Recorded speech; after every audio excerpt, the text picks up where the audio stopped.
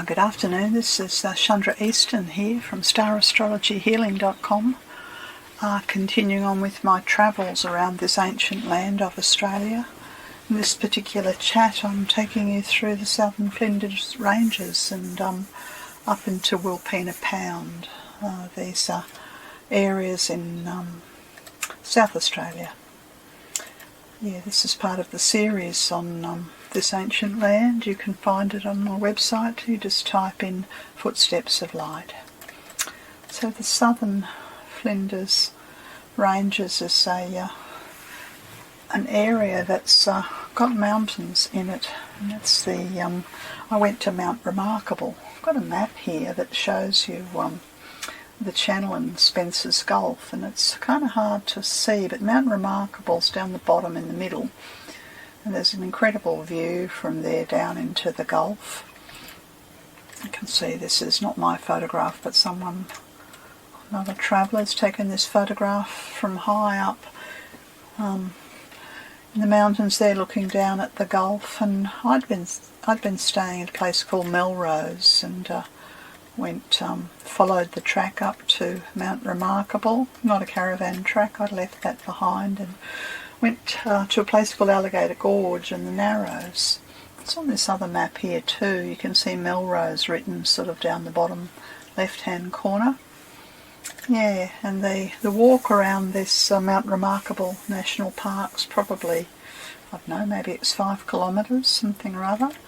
Climbed up quite high, I don't know how high, but quite high, and very dense forest to get up into this region. And the beginning of the walk and the lookout, you're looking down at the gorge walk, and it's really quite spectacular. Beautiful, beautiful cliffs, wonderful bird life, which of course you can't hear, but magnificent tree ferns everywhere, and I don't know, would be easily a couple of hundred steps to get down to the base of the climb from the lookout. Easy to go down, not so easy to go back up, and then several kilometres towards the canyon. And as you walk, there's incredible ancient rocks towering up around one. I was just in bliss, really. And the more you walk, the closer the walls of the canyon get. I think it's several kilometres down the path before one gets to what the place called the Narrows. And there's all kinds of sort of little ledges, and obviously there's been a lot of rain in this area. It almost looks like stacks of orange pancakes.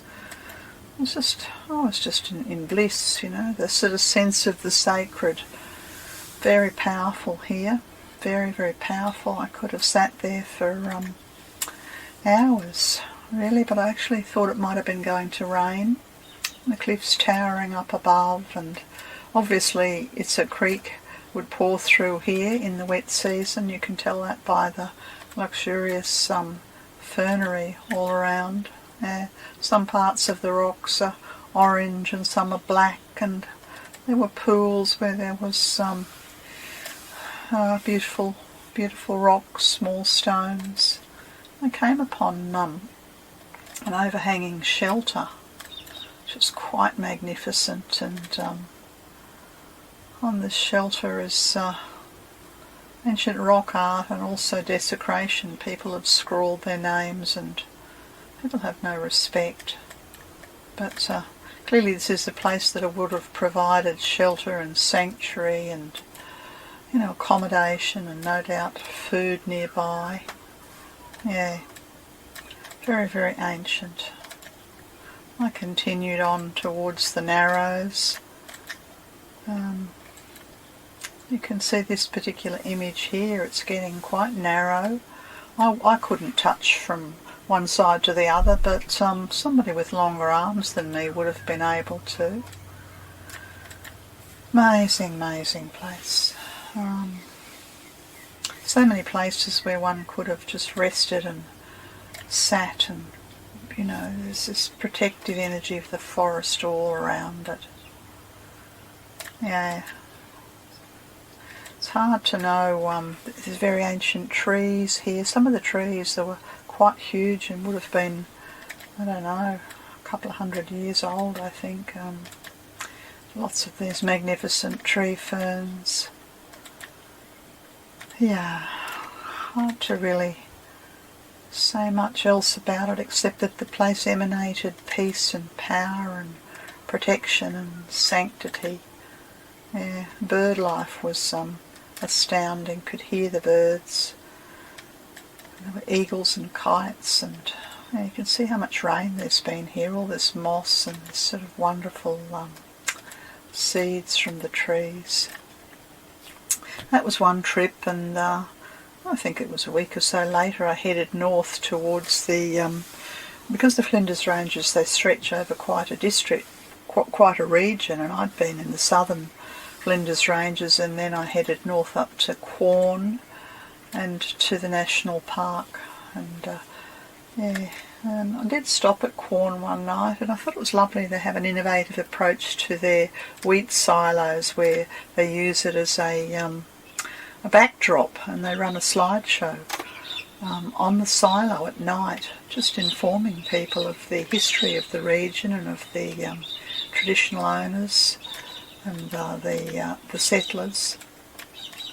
When I was heading north, I had heard of a place called Urim Bulla Caves, but I couldn't find the turn-off to it, and one of the limitations of travelling with the caravan is that you can't just randomly take sort of dirt roads if you don't know where they go, because you might end up not being able to turn around or in a place that's not good for the caravan. So unfortunately I didn't get to the Urim Bulla Caves. I discovered afterwards they were about 11 kilometres south of a town called Hawker, off the highway, but not marked, not signposted, which makes me wonder whether they've been closed to the public. And it's quite possible, because there's been a lot of desecration of the sacred sites around this region here, people just scrawling all over these places.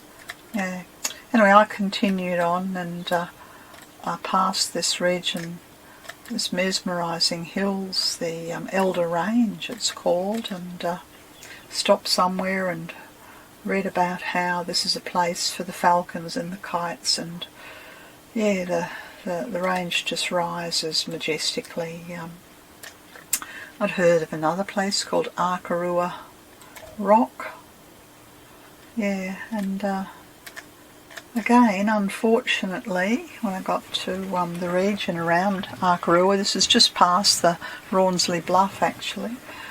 I was staying at the Rawnsley station, but just past the Rawnsley Bluff is Akarua Rock. But as luck would have it, the site's been closed for sort of renovations by the local tourism, and I hope that they are doing something to protect it. I did see some photographs online where they had extremely ugly mesh structures trying to protect the sacred rock art, and I saw lots of images like this particular one here of the rock art at Akarua, and yet it's got clearly people who aren't Indigenous have taken photographs and put them on their websites, and you know, where are the local people in all of this? So I have big questions over how protected is the sacred art of the district. Anyway, I'd passed the Rawnsley Bluff, which you can see is incredibly beautiful here, and gone up to the Rawnsley station where I'd stayed for a few days. It's mesmerising to be, my caravan was facing the bluff, so every morning that's what I would see is the Rawnsley Bluff, and I think it was about 20k further on up to Wilpena Pound. Yeah, and many people who visit the pound go up in an aeroplane to see the spectacular energy associated with the pound, because it has the dreaming of two serpents who create an encircling, and you can see the cradle there. Yeah. I know that in our earth healing services that we run for many years, I've always worked with a prayer. A particular service that we often ran on Sorry Day, and a particular prayer that's in that is to the spirit of Wilpena, so I might just read it here. It says, Spirit of Wilpena, cradle of this land I am, I nurture and sustain, nurture and sustain. I am Wilpena spirit bird soaring free, cradle of this land with the beautiful Flinders ranges, Wilpena that I am. And I did come upon a magnificent image of the indigenous teachings and traditions of this region. And they're connected to two sacred mountains. St Mary's Peak is one of the mountains, and it's the highest peak in the range here. And the teaching is associated with the spirit of elders connecting there. Yes, and some of these magnificent photographs have clearly been taken from up high, elevated plains. Yes. Another one of the things that really struck me was that there's a plethora of emus, and I know that emus can only really be found where there's enough water to sustain them. So I found it a little intriguing that there were so many emus here, because clearly this is not a region that has a high rainfall, but they're just wandering about on the road, and you know, the father emus with the half a dozen chicks in tow, all very beautiful. Yeah, I took several trips down to the pound, the Wilpena Pound, and out through the national park, and I've got a map here to show you. So you can see I came up through Hawker, and it's just south of Hawker where the very sacred caves are. And then they don't even have Akarua Rock on here. They've got Rawnsley Park marked there, and Akarua is not far past there. I did also try to go to the Sacred Canyon, and again I couldn't get to the Sacred Canyon because it has too much water in it after there's been a bit of rain, and I'd come through a few days after storms, so the Sacred Canyon was closed, and unfortunately people have desecrated it, and so therefore it's not open to the public, and you have to book into it with a tour. But I did follow the road up to Blinman, which goes through the pound and follows, you can't see it here, it goes all the way up to Blinman, and I sort of turned left and went out to Alligator Gorge and back through this other gorge. Terrible, terrible road, incredible majestic views. So here's one view of St Mary's Peak. This was taken from the old homestead, very close.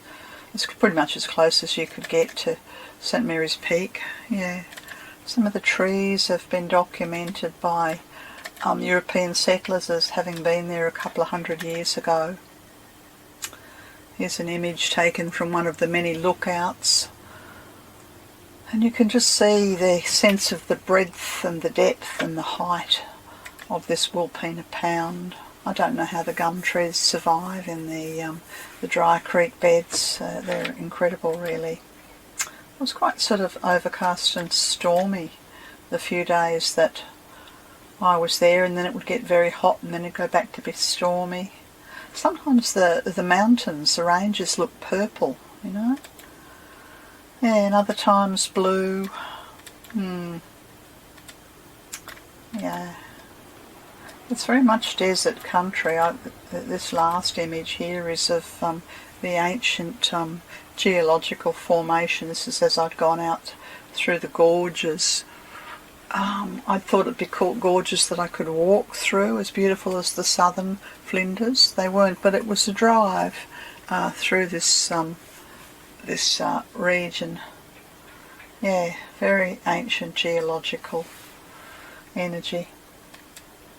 So I hope I've given you a bit of a taste of the majestic Wilpena Pound, and yeah, the Rawnsley Bluff, and some of the sacred art that's around there, and the incredible Mount Remarkable. This has been Chandra Easton from Star Astrology Healing. More talks like this on my website.